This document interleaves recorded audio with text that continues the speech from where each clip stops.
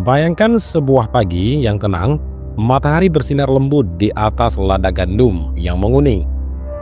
Tapi anehnya, tidak ada suara, tidak ada tawa anak-anak, tidak ada derit roda gerobak, hanya ada angin yang mengelus hamparan kosong dan bau kematian yang perlahan menyesakkan.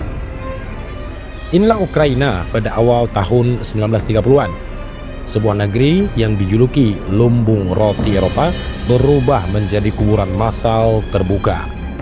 Jutaan manusia, baik itu laki-laki, perempuan, anak-anak, perlahan mati sekarat. Bukan karena perang, bukan juga karena penyakit, tetapi karena kelaparan buatan. Sebuah tragedi yang begitu kelam hingga selama puluhan tahun dunia memilih untuk bungkam. Hari ini kita membuka lembaran itu secara bersama-sama, yaitu tentang Holodomor, yakni sebuah tragedi besar, genosida senyap yang direkayasa untuk menghancurkan sebuah bangsa. Holodomor itu berasal dari dua kata dalam bahasa Ukraina, yaitu holod yang artinya kelaparan dan moroti artinya membunuh. Secara umum artinya membunuh dengan kelaparan. Ngeri bukan? Nah, Holodomor ini merujuk kepada kelaparan besar yang pernah terjadi di Ukraina pada tahun 1932 sampai 1933 di bawah pemerintahan diktator Soviet bernama Joseph Stalin. Ini bukan kelaparan biasa akibat bencana alam atau gagal panen. Ini adalah kelaparan yang disengaja memang dirancang sedemikian rupa sebagai alat politik untuk membuat atau menundukkan rakyat Ukraina yang menolak untuk tunduk pada kekuasaan pusat Soviet di Moskow. Holodomor adalah salah satu kejahatan kemanusiaan paling mengerikan di abad ke-20, meski sering terlupakan atau diselimuti oleh kabut propaganda. Diperkirakan antara 3,5 hingga 7 juta orang tewas. Mengenaskan, sebagian besar dalam waktu yang kurang dari 2 tahun. Nah, Sobat Binapedia, untuk memahami Holodomor ini, kita perlu memahami siapakah rakyat Ukraina saat itu. Perlu diketahui bahwa Ukraina adalah wilayah agraris yang sangat subur. Mereka memiliki budaya yang kuat, bahasa sendiri, dan sejarah panjang perlawanan terhadap penjajahan asing, termasuk terhadap kekuasaan Rusia. Di awal abad ke-20, banyak sekali orang Ukraina bermimpi membangun negara merdeka, terutama setelah kekacauan revolusi Rusia tahun 1917. Namun impian itu terhalang. Setelah perang saudara brutal, Ukraina dipaksa bergabung ke dalam Uni Soviet. Tapi nasionalisme Ukraina tidak pernah mati. Di mata Stalin, semangat itu adalah ancaman nyata terhadap kontrol Soviet. Tahun 1920-an, Stalin mulai menerapkan kebijakan besar-besaran untuk mengkonsolidasikan kekuasaannya. Salah satunya bernama kolektivisasi, membubarkan kepemilikan pribadi atas lahan dan memaksa petani untuk bergabung dalam pertanian kolektif milik negara. Di Ukraina, kolektivisasi disambut dengan perlawanan sengit. Petani Ukraina yang biasa disebut dengan kulak menolak menyerahkan hasil kerja keras mereka. Mereka membangkang, membunuh ternak mereka sendiri daripada menyerahkan kepada negara. Nah, si Stalin ini melihat hal ini bukan sekedar pembangkangan secara ekonomi, tetapi pemberontakan politik. Dan seperti diktator lainnya, Stalin memutuskan untuk mengajarkan pelajaran berdarah kepada rakyat Ukraina.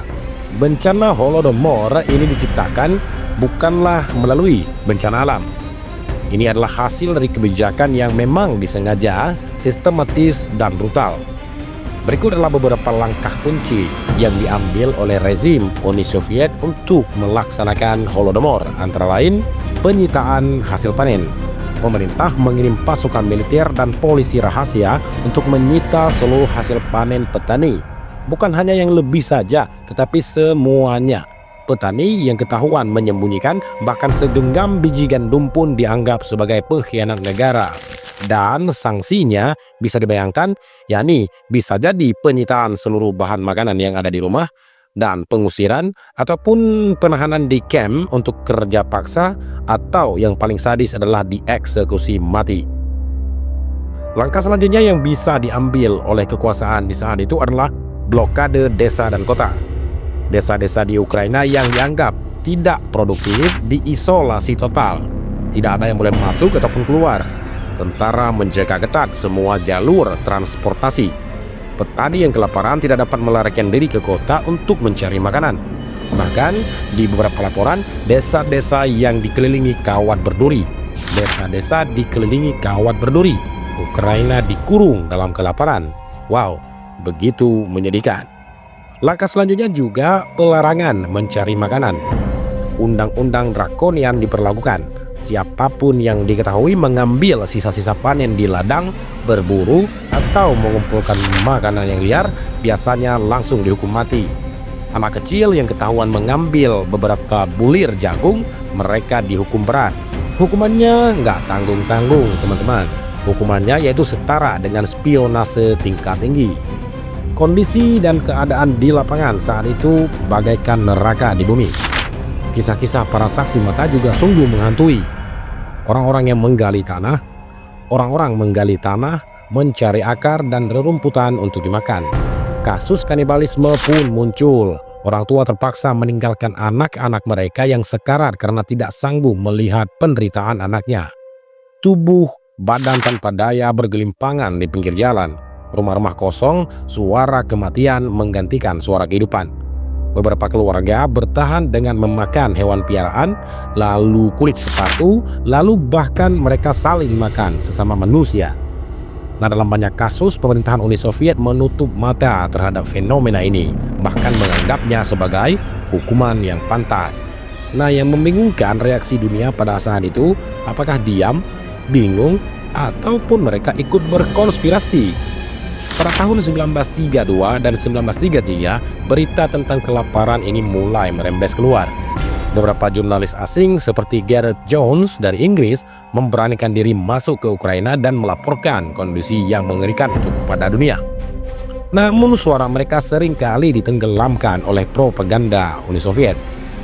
Jurnalis seperti Walter Duranty dari New York Times yang memiliki hubungan dekat dengan pemerintahan Soviet malah menulis bahwa tidak ada kelaparan di Ukraina. Akibatnya dunia internasional lamban dalam bereaksi. Uni Soviet tetap diterima sebagai anggota Liga Bangsa-Bangsa. Banyak negara demi hubungan dagang dengan Uni Soviet memilih berpaling dari fakta dan kebenaran yang mengerikan ini. Perdebatan akademis tentang Holodomor sebagai genosida berpusat pada niat.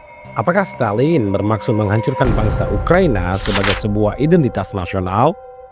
Bukti-bukti historis menunjukkan bahwa kelaparan ini bukan hanya alat untuk menundukkan petani, tetapi juga untuk menghancurkan aspirasi kebangsaan Ukraina. Bahasa Ukraina ditekan, pendidikannya dirusak, elit intelektual, guru, seniman Ukraina dihabisi atau dikirim ke kamp kerja paksa. Gereja Ukraina dibubarkan atau dikendalikan oleh Moskow. Dengan kata lain, Stalin tidak hanya mengontrol Ukraina tetapi juga menghapus identitasnya. Hingga pada tahun 2006, parlemen Ukraina secara resmi mengakui Holodomor adalah sebagai sebuah genosida.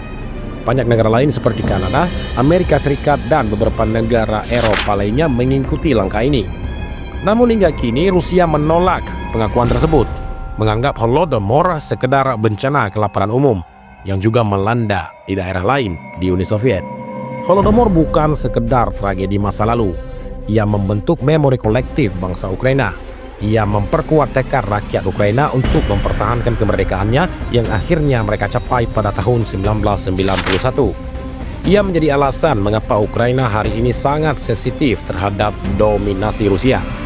Dalam perang modern, bayangan Holodomor tetap hidup.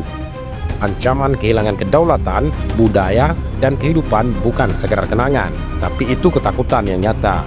Sejarah sering mengajarkan kita bahwa kejahatan besar terjadi bukan hanya karena para pelaku jahat, tetapi juga karena diamnya orang-orang baik.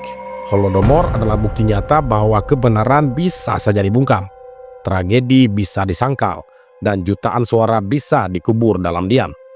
Hari ini, dengan menceritakan kisah ini, kita menolak menjadi bagian dari kebungkaman itu. Kita mengakui bahwa penderitaan mereka, kita menghormati ketabahan mereka, dan kita berjanji tidak akan pernah membiarkan sejarah semacam itu terulang. Semoga dengan kisah ini kita bisa mengambil pelajaran bahwa kita harus menolak berbagai upaya pembungkaman yang mungkin yang terjadi di Indonesia. Wallahul muwafiq ila aqwamit thariq. Assalamualaikum warahmatullahi wabarakatuh.